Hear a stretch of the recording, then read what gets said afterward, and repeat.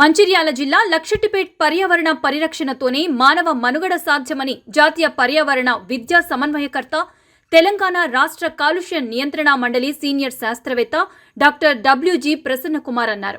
సోమవారం పట్టణంలోని ప్రభుత్వ మోడల్ డిగ్రీ కళాశాలలో నీడా జాడా దాని వినియోగం, ప్లాస్టిక్ వినియోగ నివారణ అనే అంశంపై తెలంగాణ రాష్ట్ర కాలుష్య నియంత్రణ మండలి సహకారంతో సమీకృత ఉపాధ్యాయ విద్యా విభాగం ఆధ్వర్యంలో జాతీయ సెమినార్ను నిర్వహించారు. ఈ సందర్భంగా శాస్త్రవేత్త డాక్టర్ ప్రసన్నకుమార్ మాట్లాడుతూ, మానవుడు సహజ వనరులను కలుషితం చేసుకుంటూ తన మనుగడకు తానే ప్రశ్నార్థకంగా మారుతున్నాడన్నారు. రాష్ట్ర కాలుష్య నివారణ నియంత్రణ చట్టం 1974 ప్రకారం ప్రతి ఒక్కరూ నీటి వినియోగం గురించి ప్రతి ఒక్కరికి అవగాహన కలిగి ఉండాలన్నారు. నీటిని పొదుపుగా వాడకపోతే భవిష్యత్తులో నీటి కోసం దేశాల మధ్య యుద్ధాలు జరిగే పరిస్థితులు వస్తాయన్నారు. Our college is blessed. Yes, we are feeling very blessed to have at our campus. And next, I am thankful to Pada Tirupati sir for accepting our request to come over to our college to support our students. Why? Because we were in a bad situation. We were not finding the faculty. So he took the charge with a dynamic WhatsApp. He holds a dynamism and he proved here. So we are now in a good way for the ITEC. So next I have one more big hand, a very good academician, very disciplined person, Dr. T. Gange sir, for supporting all the programs in the college. So my supporting staff members of the DAS, dear students, non-teaching staff members, I welcome you all to this very meaningful Hackathon World Water Day. So we are here to speak and discuss about the very global issues, very important issues on water, reducing water footprints and avoiding single-use plastics. Yes, so you have seen in many of the workshops in us, we speak about these things and you know the importance of these things. Why? Because in 2015 also, United Nations had come up with SDGs. Okay, you may be knowing this, Sustainable Development Goals. There also, if you see the 17 goals, in the 17 goals, they more speak about these issues. Yeah, even if you speak about the climate change, even if you speak about the sustainable cities, even if you speak about the reasonable production and consumption, you speak about one of the SDGs, life underwater, life on earth. Means I can say out of 17, 6-7 SDGs are based upon these issues. So how important these issues are. So all the member countries of the United Nations, they are working on this and we have the target for 2030. So I hope that we too are going in the same direction by organizing this workshop at our campus. చేయాలి, assessments ఎందుకు పెట్టుకోవాలి, evaluation ఎందుకు పెట్టుకోవాలి, ఇవి especially ఐటీఈపీ course పిల్లలకి ఇది important, చాలా important lesson plan. So today's lesson plan మీరు చక్కగా అర్థం చేసుకుని, experiential lesson plan is different from just teacher centric lesson plan. ఇప్పుడు నేను వచ్చి ఇక్కడ ఒక టాపిక్ మీద మాట్లాడితే అది లెసన్ ప్లాన్ వేరేగా రాస్తాం, దానికి ఇవాల్యుయేషన్ కూడా వేరే ఉంటుంది, అసెస్మెంట్ కూడా వేరే ఉంటుంది.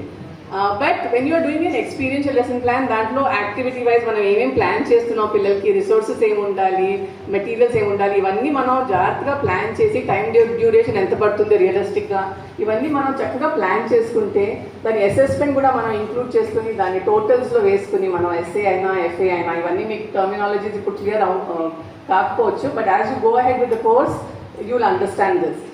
సో ఫర్ మీ, నేను లెసన్ ప్లాన్స్ చాలా డిలిజెంట్గా రాశాను. I will talk to you in general about the topic so that later on the workshop component will be handled by the ITEC students only.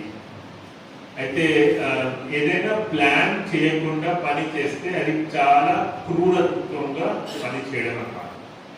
క్రూరత్వం, ఏం plan లేకుండా పనిచేయడం క్రూరత్వం అని henry ఫెయల్ అనే ఒక అడ్మినిస్ట్రేటివ్ థింకర్ చెప్తారు. కాబట్టి మనం ప్లాన్ చేయాలి, ఏదైనా ప్లాన్ చేయాలి. క్లాస్ అంటే క్లాస్ ప్లాన్ చేయాలి, ప్రోగ్రామ్ అంటే ప్రోగ్రామ్ ప్లాన్ చేయాలి. ఎంత కష్టపడితే నిన్న పెయింటింగ్ కాంపిటీషన్ చేసి, దాని తర్వాత ఈ రోజు ప్రోగ్రామ్ వాళ్ళందరినీ ఇక్కడ జమ చేసి సిస్టమాటిక్గా స్టెప్ బై స్టెప్ అందరు వచ్చినట్టు చేసి ఒక స్టెప్ ఇంతమందికి రోల్స్ రెస్పాన్సిబిలిటీ ఎంత ప్లాన్ చేసుకొచ్చి మీ ప్రిన్సిపల్ గారు ఎక్స్ట్రాడినరీ ప్లానింగ్. ప్లానింగ్ లో ఎవరి రోల్స్ వాళ్ళకి క్లియర్ ఉంది, ఎవరు వస్తున్నారు వాళ్ళ పని వాళ్ళు చేసుకుని పోతూనే ఉన్నారు. సర్కస్ టైప్ తో అన్నమాట, ఎవరి పని వాళ్ళకి ఎవరికి అర్థమైతే ఇట్లా పని అయిపోతుంది అని చెప్పి అట్లా ఫటాఫట్ అయిపోతుంది. ఎక్కడ ఇంతకుముందు పద్మ చెప్పినట్టుగా there is no direction seen, but there is some direction behind. That direction, the architecture of plan is great. అయితే మా అమ్మ నాయన కూడా పంతులే. అడ్వాంటేజ్ పంతులతో ఏంటంటే పంతులు సూసైడ్ చేసుకోరు. ఎందుకు పంతులు సూసైడ్ చేసుకోరంటే ప్లాన్ ఉంటారు కాబట్టి. వాళ్ళకి 5,000 రూపాయల జీతం వస్తే 4,000 ఖర్చు పెడతారు, 50,000 వస్తే 40,000 ఖర్చు పెడతారు, 4 లక్షలు వచ్చినా కూడా దాంట్లో 3 లక్షలు 2 లక్షలు ఖర్చు పెడతారు, మొత్తం ఖర్చు పెట్టారు. ఏ పంతులు కూడా క్రెడిట్ కార్డు తీసుకోడు, అందరూ డెబిట్ కార్డు అన్నట్టే పనిచేస్తారు. ఉన్న పైసలు ఎందుకంటే దానికంటే తక్కువే ఖర్చు పెట్టారు కానీ ఎక్కువ ఖర్చు పెట్టారు. రేపు వస్తుందని ఖర్చు పెట్టారు. ఈ రోజు ఉన్న పైసలతో రేపటి కూడా కాపాడుకుందామని చూస్తారు పంతులు. మా అమ్మ నాయన ఇద్దరు టీచర్లు కాబట్టి నాకు ఎదిగారు. నా వైఫ్ కూడా teacher educator. She is the faculty member in university of Hyderabad teaching the teacher educators. So I understand how they behave. So ఉన్నది కూడా లేదంటే మాట్లాడతారు, తక్కువ ఉందని చూపిస్తారు, ఎక్కువ ఉందని చూపారు, మొత్తమే చూపారు, అసలు ఏం లేదంటారు. మనం చాలా కష్టపడి ఉన్నది చాలా జాగ్రత్తగా ఖర్చు పెట్టి మనం 150 రూపాయలు మా నాన్న అడిగితే మా నాన్న 120 ఉన్నాయి దీంతో అడ్జస్ట్ చేసుకోవాలి. ఎట్లా అడ్జస్ట్ చేసుకుంటాం?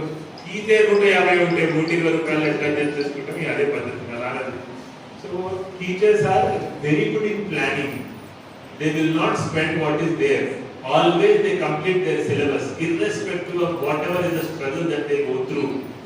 Year long, any bandhulu unna, any elections unna, any rakakala actions unna kuda, they complete their syllabus, they complete their task, and they are there ready for the exam.